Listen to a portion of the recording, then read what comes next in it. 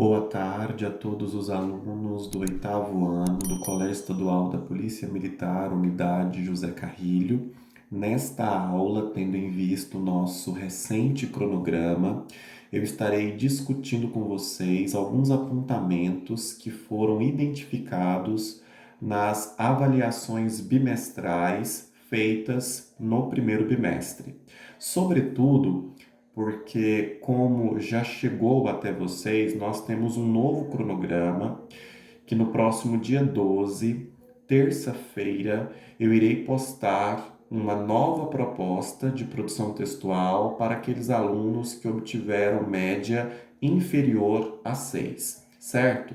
Nessa aula, eu vou discutir com vocês, passo a passo, algumas questões que foram identificadas nas produções, sobretudo porque o gênero que nós estudamos no primeiro bimestre, crônica, ele exige algumas adequações, algumas tomadas de consciência no que tange a estrutura. Então, nós temos aqui um texto, certo? Que foi produzido dentro da estrutura da crônica, evidentemente que não será colocado a autoria, apenas o exemplo do texto, e nós temos, no início, a moto que possuía 2 passageiros que estavam em direção a uma cidade vizinha. Então, note que é de suma importância que eu comece a minha crônica obedecendo aquele princípio da introdução. É necessário que haja ambiente, espaço, personagem, que eu situe o meu leitor acerca do contexto ao qual eu estarei trazendo à tona os meus fatos, não é? Então, nós temos aqui um problema de contextualização. O aluno em questão, ele comete um erro de grafia, né? No termo vizinha e no termo velocidade, e com isso eu chamo a atenção de que a ortografia, a acentuação, a pontuação plena das palavras se faz necessário para que se garanta uma coesão, uma coerência, certo? Eles estavam em alta velocidade e câmeras, então nós temos um outro problema gramatical aqui. De segurança, filmou o momento certo da batida em um posto de energia. Então perceba, inclusive vou utilizar um marcador de texto para que vocês identifiquem, né, que nós temos um período extremamente longo, né? É um período extenso, com a ausência do ponto final, né? É necessário que eu delimite o começo e o início das frases, dos parágrafos. E se vocês perceberem, o texto ele tem apenas uma única marcação de parágrafo, né? É como se a crônica ela tivesse apenas um único parágrafo, quando na verdade é necessário que eu faça o fracionamento. Vocês devem se recordar, foi anotado no caderno. Nós temos o parágrafo introdutório, onde eu contextualizo, apresento o enredo, apresento o ambiente, apresento o personagem. No desenvolvimento, eu preciso contextualizar qual é a minha ação, qual é o conflito a ser desencadeado nessa crônica, não é? De que maneira que os personagens estão enredados nesse conflito. Porque se eu continuo a leitura, eu percebo que essa produção, não é? Essa pretensa crônica, ela não consegue verdadeiramente trazer à tona de que se trata, não é? Qual o problema? Então, nós percebemos, os passageiros foi uma distância de mais de 3 metros, testemunhas relataram que o motorista de um carro vinha em direção contrária, então nós percebemos que o texto, ele demonstra algumas dificuldades quanto à coesão e à coerência, sobretudo por uma ortografia que traz sérios desvios, e os motoqueiros, né, foi desviar do carro e tinha um cipó, percebe? Olha, houve uma tentativa de abreviatura de madeira que estava no meio da pista e causou um grande acidente. Então, nós percebemos que não há uma subdivisão, um fracionamento. Os motoqueiros estavam fugindo da polícia, então nós temos um outro problema aqui de acentuação. Ao ter roubado um supermercado, os motoqueiros, note que o termo motoqueiro, ele é repetido, né? Ele é repetido em duas circunstâncias do texto, o que efetivamente deve ser evitado, né? As repetições, elas causam o que nós chamamos, né, de tautologia, repetição, redundância. O sentido, ele acaba se perdendo, ele se esvazia por completo, né? Tinham mais de população, então olha que nós temos aqui um problema sério de concordância, concordância nominal, singular, plural. Essas noções preliminares, essas noções, elas precisam incorporar o nosso fazer enquanto produtores de crônica, né? Então nós percebemos que o termo velocidade, mais uma vez, é grafado de forma incorreta. A população falou que esses dois rapazes já tentaram roubar. Então nós percebemos novamente um problema de acentuação, que a polícia chegou a tempo e deteve os rapazes. Então, note que nós percebemos que não há assunto, né? Nós temos uma situação descrita na crônica, mas não há personagem, né? Há uma situação hipotética, mas e o atendimento da proposta? E os temas que podem gerar uma situação conflituosa, tensa? Vamos para o encaminhamento final da crônica. Eles ficaram presos por 7 anos e quando eles foram liberados, então olha que o pronome eles também é repetido à exaustão, certo?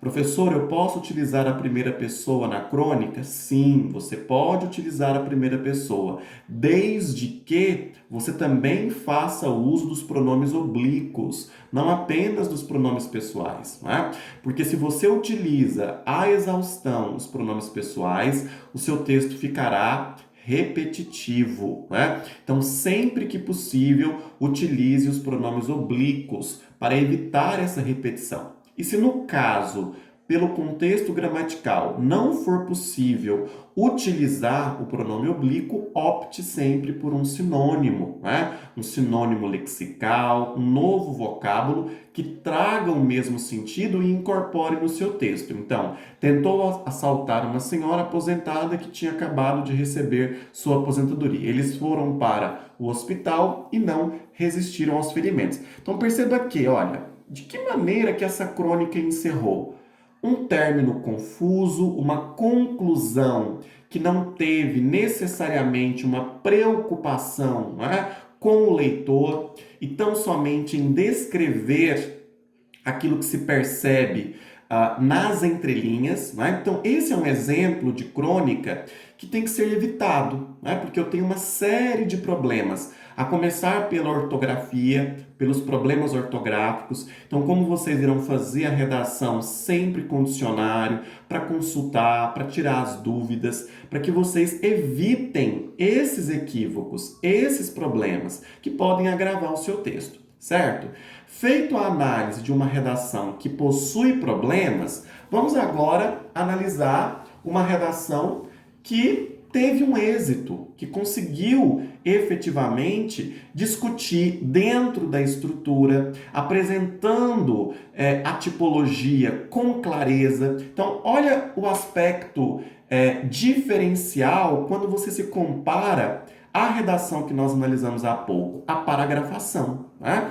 Olha o cuidado que o aluno ou a aluna teve em paragrafar, certo? Em trazer uma paragrafação para o seu texto, delimitando o início e o término. Isso é muito importante. Um outro aspecto que também foi comentado e nós percebemos a ausência no texto anterior é o título, não é? Vocês se lembram que a crônica ela precisa de um título? Então, note que a redação ela traz um título, uma história diferente.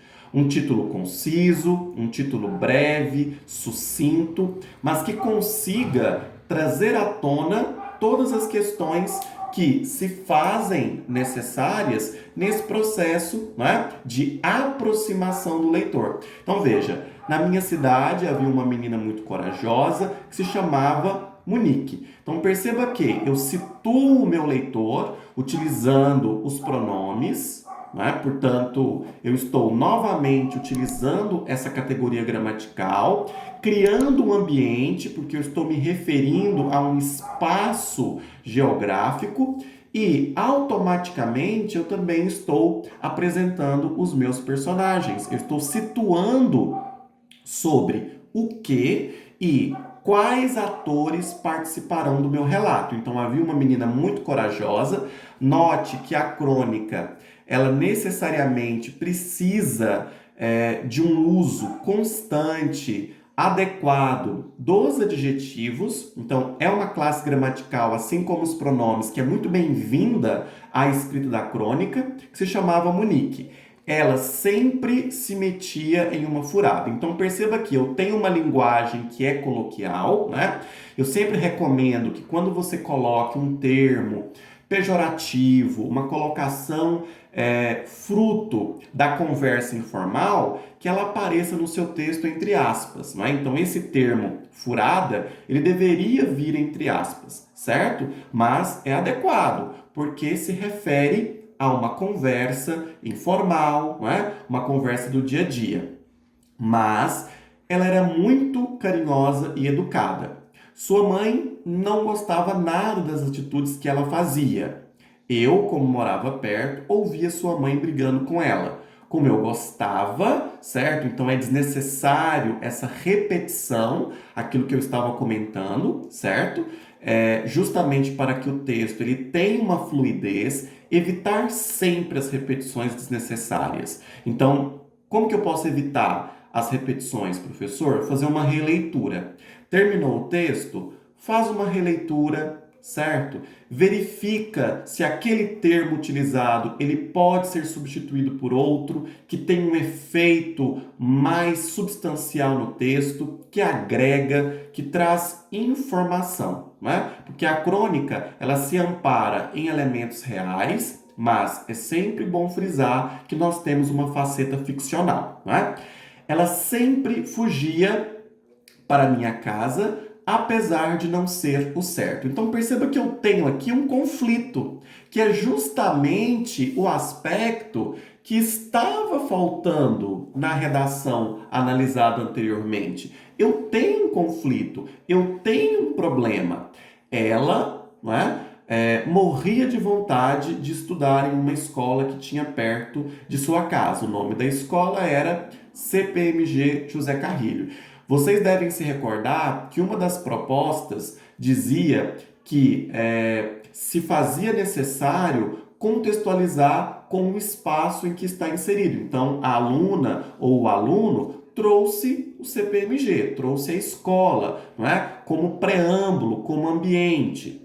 Como a mãe dela só via as bagunças, então aqui nós temos a ausência do craseamento, né? É importante, se caso você ainda não estudou a crase, sugiro que você faça uma pesquisa no próprio livro didático, né, para que você entenda em quais contextos a crase ela é sim apropriada, né, em se tratando da preposição, em se tratando do artigo. Então nós percebemos que o texto ele tem uma fluidez, ele tem início, ele tem meio e, consequentemente, ele possui um encerramento, né? De tanta discussão, Monique já não aguentava mais as brigas. Então olha que a ideia de conflito ela vai se estendendo, né? Brigas constantes com sua mãe. Então ela fugiu de casa, só com uma mochila nas costas e as lágrimas em seu rosto. Então perceba que o aspecto da descrição, não é? Quando o aluno cita com respeito à lágrima, com respeito à fuga, ela cria uma proximidade com o leitor, né? Ela cria uma linearidade narrativa, um discurso narrativo que não é falacioso, que está sim correlacionado com a realidade. Monique passou por muitas dificuldades, como fome. Olha como que o texto começa a detalhar o problema, né? Frio, né? Sede, que nós temos aqui um problema gráfico, ortográfico, e outros. Então, caberia um ponto, decidiu voltar para casa, mas, né? Olha só, envolvendo o leitor. Você acha que ela voltou para a casa da mãe? Então nós temos um aspecto interrogativo, que é fruto da crônica, gerar esse diálogo com o leitor. É claro que não. Foi para a minha, não é? Ou seja, ela pediu meus conselhos. Então perceba que há uma relação de diálogo, uma relação em que nós temos duas instâncias, duas vozes discursivas. E não é melhor, né? Duas meninas que passaram horas conversando. Então perceba como que o texto ele tende a detalhar, né? Claramente como que a ação aconteceu, como que ela se desenvolveu, né? E consequentemente nós perceberemos o término. Monique agora estuda na escola que queria, né? Justamente porque houve esse diálogo que o texto descreve de amadurecimento. Então, perceba que o enredo aqui, ele fica devidamente compreensível, claro, explícito, porque nós percebemos essa correlação, né? Ela melhorou o comportamento, né? E, consequentemente, esqueceu-se da vida anterior, não é? Prosseguiu com o seu sonho e tornou-se uma profissional de sucesso. Então perceba que nós compreendemos que a crônica ela discute sobre adolescência, sobre o amadurecimento. Quando há uma retomada do título, uma história diferente, na verdade, qual que é o intento do autor? Demonstrar que houve um amadurecimento, um aprendizado por trás do processo vivido por essa personagem, certo? Então, quando vocês recepcionarem os textos, a proposta para ser produzida, se atentem justamente sobre esse aspecto, né? Eu preciso que o meu texto ele traga enredo, personagem, tem início, meio e fim, certo? Eu vou abrir um fórum no GR8 para que vocês possam tirar as dúvidas, certo? E, no mais, agradeço pela atenção de vocês.